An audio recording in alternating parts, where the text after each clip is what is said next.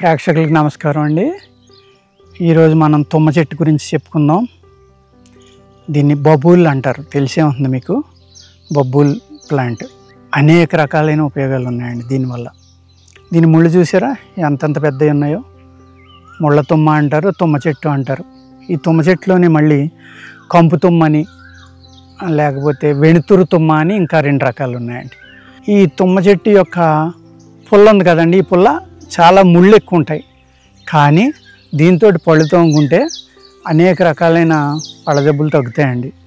ఇంకా మంచిగా అవ్వాలి అనుకుంటే ఈ చెట్టు యొక్క తోలు తీసుకోండి, తొక్క, అదే బార్క్ అంటాం కదా ఇంగ్లీష్లో, అది తీసుకోండి.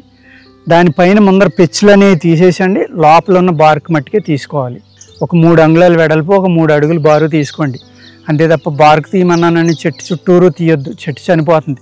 మీకు ప్రతి చెట్టు ఎక్కడ తీయాలి బార్క్ అన్నా కూడా ఇదే మాట నేను చెప్తున్నాను. దీన్ని చాలా ఇంపార్టెంట్గా జ్ఞాపకం ఉంచుకోండి, ఎవరు కూడా మర్చిపోవద్దు దీన్ని. ఆ బార్క్ అనే దాన్ని తీసుకుని చిన్న చిన్న ముక్కలు కొట్టి ఎండలో పెట్టుకోండి. బాగా ఎండిన తర్వాత చక్కగా పౌడర్ చేసుకోండి. దాన్ని మెత్తని పౌడర్ చేసుకుని దాంట్లో సమంగా పొంగించిన పటిక ఉంటుంది కదండి, ఆలం అంటాం మనం. ఆ పొంగించిన పటిక తీసుకుని ఆ పటిక ఇది సమంగా కలుపుకుని మీరు కనుక దాన్ని టూత్ పౌడర్గా వాడుకుంటే బ్లీడింగ్ గమ్స్ అంటే పళ్ళ చిగుళ్ళు ఉన్నాయి కదండి, చిగుళ్ళ నుంచి వచ్చే పస్సు, సీమ్ వస్తుంది చాలామందికి, విపరీతమైన సలుపులు ఉంటాయి. ఆ పస్సు రావడం వల్ల ఏమవుతుందంటే ఆ పస్సు అనేది మన నోట్లో ఉన్న సెలైవాలో కలిసి పొట్టలోకి వెళ్తుందండి. ఆ బ్యాక్టీరియా అంతా పొట్టలో చేరటం వల్ల పొట్టలో అనేక రకాలైన జబ్బులు మొదలవుతాయి. మనకి వచ్చే జబ్బుల్లో ఒక 30 to 40% నోటి నుంచి కూడా వస్తూ ఉంటాయండి. అందుచేత ఏంటంటే మన పళ్ళు కానీ, మన నాలుక కానీ, మన నోరు కానీ ఎప్పుడూ శుభ్రంగా ఉంచుకునేలాగా ప్రయత్నించాలంటే ఈ తుమ్మ చెట్టు యొక్క తాట తీసుకుని మనం ఆ తాటను కనుక మనం వాడుకుంటే నేను చెప్పిన విధంగా ఏం చేయాలండి, దాన్ని సన్నటి పొడవుగా బార్క్ తీసుకుని ఆ పైన ఎండిపోయిన పెచ్చులు లాంటివి చెక్కి లోపల తెల్లగా ఉండి కాస్త చెమ్మ ఉంటుంది కదా మెత్తగా, ఈ పైన పెచ్చులు పొడారిపోయి ఉంటాయి, పగిలిపోయి ఉంటాయి, అవన్నీ తీసేయండి.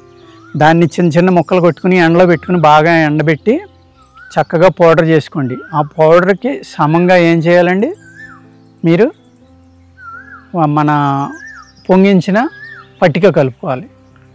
పచ్చి పట్టిక కలపొద్దండి, నోరు పాడవుతుంది. దళసరెక్కిపోయి పుండు పట్టడానికి కూడా అవకాశం ఉంది కాబట్టి పచ్చి పట్టిక కలపొద్దు.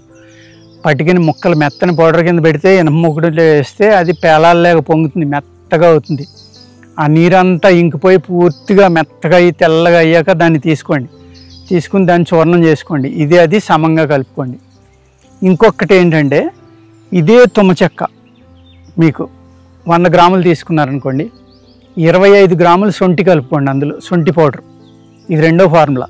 మీరు 100 గ్రాములు తీసుకుని చూర్ణాన్ని నేను ముందర చెప్పినట్టుగా జాగ్రత్తగా తీసుకుని దాన్ని చూర్ణం చేసుకుని ఉంచుకోండి. ఆ చూర్ణానికి 100 గ్రాములు ఉంటే కనుక 25 గ్రాములు శొంఠి కలుపుకోండి అందులో. అర్థమైంది కదండి. దీంతో కూడా పళ్ళు తోముకోండి. ఇది పిల్లలు కూడా తోమాలి, రుచిగా ఉండాలంటే ఉప్పు కలుపుకోండి. సైంధవళానం కానీ బిడాలనం, నల్ల ఉప్పు అంటాం కదండి, అది మీ రుచికి సరిపడి కొద్దిగా కలుపుకోండి. కలుపుకొని కనుక మీరు పళ్ళు తోముకుంటే ఏదైతే నేను చెప్పిన బ్లీడింగ్ గమ్స్ కానీ అలాగే పసుకారి, ఏది సీము కారి ఉంటాయి కదా, సీము నెత్తురు అంటారు, ఆ 2 వస్తాయి చాలామందికి. అటువంటివన్నీ కూడా తగ్గిపోయి పళ్ళు చాలా గట్టిపడతాయండి. నేను శొంఠి ఇది కలిపింది, పళ్ళు చాలా గట్టిపడతాయి.